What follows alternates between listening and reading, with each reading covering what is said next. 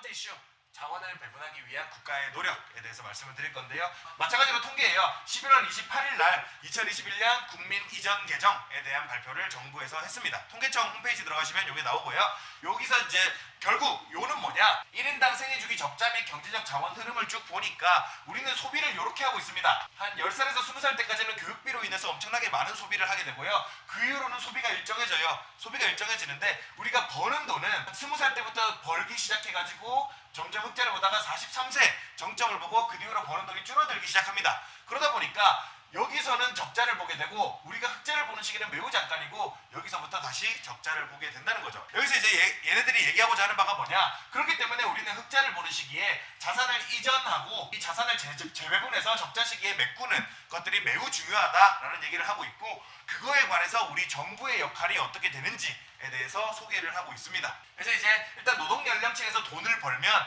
그걸 이제 민간 부문과 공공 부문으로 나눠가지고 이게 이전된다라고 이야기를 하고 있습니다. 민간 부문 같은 경우는 우리가 개인적으로 우리 자식한테 돈 쓰잖아요. 그리고 우리 부모님한테 용돈 드리고 하잖아요. 그게 이제 민간 부문이라고 말씀드릴 수가 있겠고, 이제 우리가 세금 나가는 것들 이런 게 이제 공공 부문이라고 말씀을 드릴 수가 있겠습니다. 그래서 민간 부문에서는 자식한테 70조를 쓴대요. 부모가 돈 벌어가지고 자식한테 70조를 교육비를 쓰든 뭘 쓰든 쓴다고 합니다.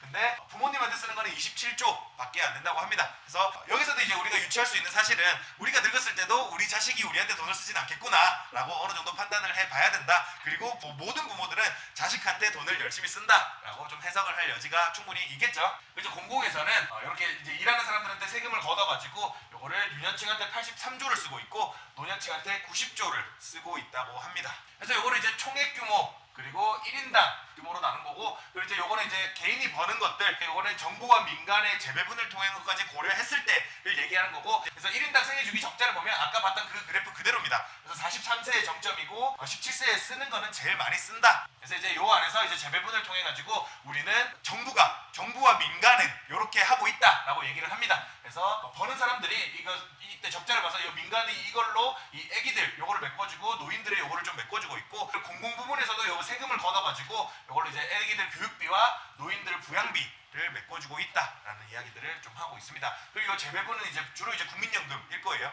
지금 걷어간 걸로 열심히 불려가지고, 그리고 우리가 적금을 들어도 지금은 이자가 4%나 되다 보니까 이 4% 이자를 10년만 굴려도 거의 2배 가까이 됩니다. 2배 가까이 되다 보니까 이런 것들을 고려했을 때 이 자산 배분 재배분 비중도 충분히 있을 수가 있는 거죠. 그래서 이 통계에서 얘기를 하는 거는 적자, 흑자, 적자 순서로 돌아가고 27세에 흑자 진입한 이후에 61세에 다시 적자로 전환이 된다고 합니다. 그래서 연령 증가에 따라서 적자 규모는 증가하게 되고 61세부터 다시 적자가 발생해서요. 연령 증가에 따라 적자 규모가 증가하게 된다고 합니다. 그래서 적자 구조, 적자 소비, 노동 소득은 이렇다라고 얘기를 하는데, 전 여기서 이제 공공 소비가 이렇다는 거에 대해서 또 재밌는 포인트를 찾아봤는데, 일단 공공소비는 유년기 때 많이 썼다가 줄었다가 확 줄었다가 점점 늘어나게 됩니다. 그래서 교육소비는 유년기 때 학생들한테 거의 많이 하고 있고요.